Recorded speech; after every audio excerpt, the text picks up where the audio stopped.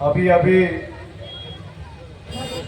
राज्यसभा के सांसद बहुजन समाज पार्टी के नेशनल कोऑर्डिनेटर माननीय रामजी गौतम जी आए हैं और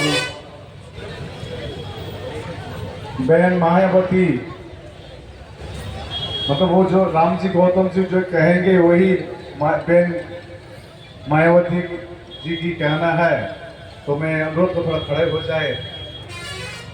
माननीय रामजी गौतम जी सांसद, आप लोग सब बैठ गए। सांसद Rajya Sabha national coordinator Bahujan Samaj party से और यहाँ पर धरने में समर्थन करने आए हैं, सब साधुवाद दीजिए इनको।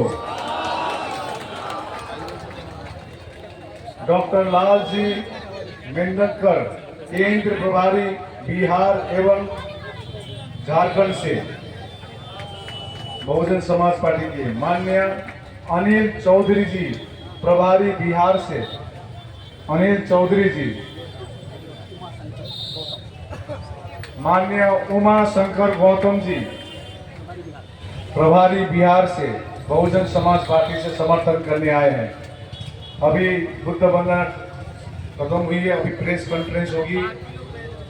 तो मैं पत्रकार भाइयों को प्रेस कॉन्फ्रेंस के लिए यहाँ बैठने का अनुरोध करता हूँ। और माननीय रामजी गौतम जी को जो समर्थन करने आए हैं, सांसद है राज्यसभा की national coordinator Bahujan Samaj party की, इनके बारे में थोड़ा शंभू सिंह जी थोड़ा बताएंगे। आप थोड़ा बता दें इनके बारे में, शंभू सिंह जी।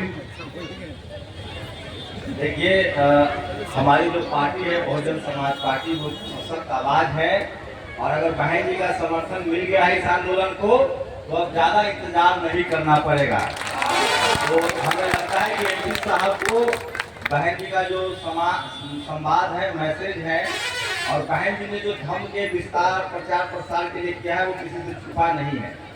पूरे यूपी को उन्होंने बुझने बनाया। तो माननीय एमपी साहब का समय मैं बर्बाद नहीं करूंगा और वो तमाम मामलों पर आपसे बात करेंगे। एमपी साहब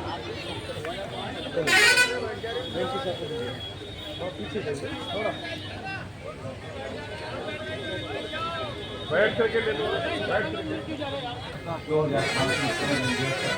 आप सभी लोगों को हार्दिक शुभकामनाएं और बधाइयाँ।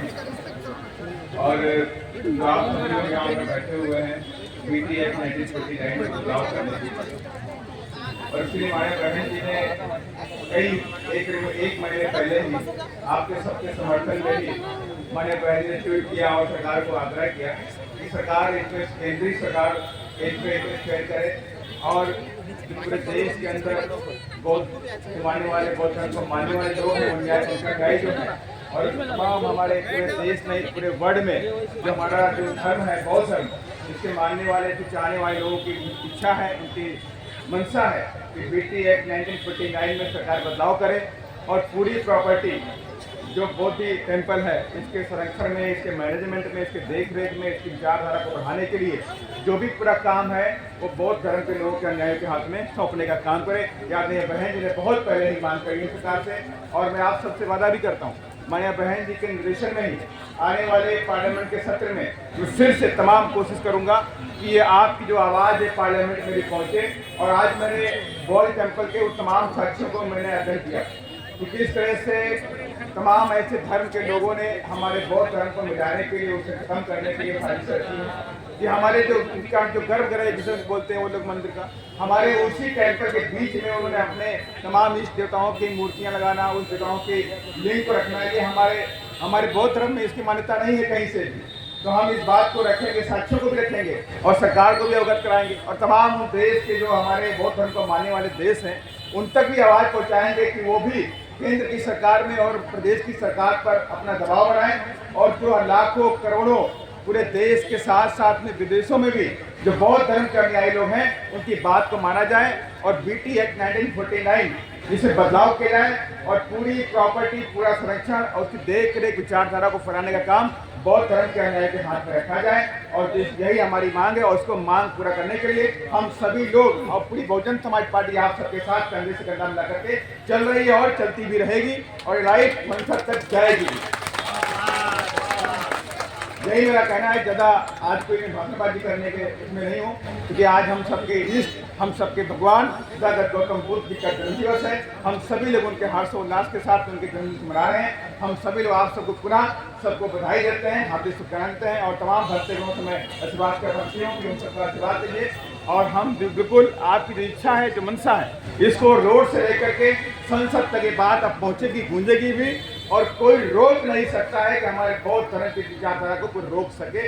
ये बढ़ता जाएगा, आप दबाने की कोशिश करेंगे, ये दबने वाला नहीं है। अब पूरे विश्व में अगर कोई शांति का संदेश देने वाला है तो बौद्ध धर्म का ही इस देश के अंदर शांति लाया है और विश्व तक शांति लेकर के आया है। और मैं सरकार से कहना भी चाहता हूँ, अगर आप भी बौद्ध धर्म के प्रचार प्रसार में रहेंगे तो देश जो हमारा है विकसित राष्ट्र बनेगा, और शांति के पथ पर पहला देश ऐसा बनेगा जो विश्व को शांति का रास्ता दिखाने का काम करेगा। नमो बुद्धाय, जय भीम, जय भारत। दिन विश्व के इतिहास में गौरव का दिन है। आज ही हम सबों के भगवान, हम सबों के गौरव, हम सबों को विश्व में एक आयाम देने वाले भगवान बुद्ध का जन्म हुआ। अपने तरफ से, अपने बहुजन समाज पार्टी के तरफ से, अपने बहुजन समाज के तरफ से हम बहुत बहुत शुभकामना देना चाहते हैं आप सबों को, तमाम यहाँ आए हुए लोगों को, कि आज बुद्ध जी की जयंती के अवसर पर हम तमाम लोगों को मुबारकबाद, बधाई देना चाहते हैं और एक संदेश देना चाहते हैं कि जिस लड़ाई को लड़ने के लिए पूरे भारत के कोने कोने से पीटीसी एक्ट को खत्म करने के लिए आज 90 दिन से बिहार के इस धरती पर आप आकर एक मनुवाद द्वारा गठित इस मंदिर को मुक्त कराना चाहते हैं। हम अपने भगवान बुद्ध के स्थल को मुक्त कराना चाहते हैं कि सामंतवाद और मनुवाद की व्यवस्था से मुक्त हो हमारा। लेकिन यहाँ की सरकारें कुछ भी नहीं सोच रही है कि जब हम भगवान बुद्ध को मानते हैं तो केवल और केवल हमारे साथ भगवान बुद्ध हैं, इसके अलावा धरती पर हम किसी को नहीं मानते हैं। हम उनके अंदर हमारी आस्था है तो हम आस्था वहां रखें। लेकिन न जाने ये कौन सी व्यवस्था है जो व्यवस्था लगातार बदलना चाहती है। जिस तरह से भारत के अंदर हमारे स्थल को बदलने का काम हुआ और उसी तरह से इस बोध गया में भी बदलने की तैयारी हो रही है इन सरकारों के द्वारा। आज बहन जी ने स्पष्ट रूप से कर दिया है कि हमारे स्थली पर कोई छेड़छाड़ नहीं होनी चाहिए और जो भगवान बुद्ध का स्थल है वो भगवान बुद्ध का स्थल रहना चाहिए और बौद्ध भिक्षुओं का रहना चाहिए।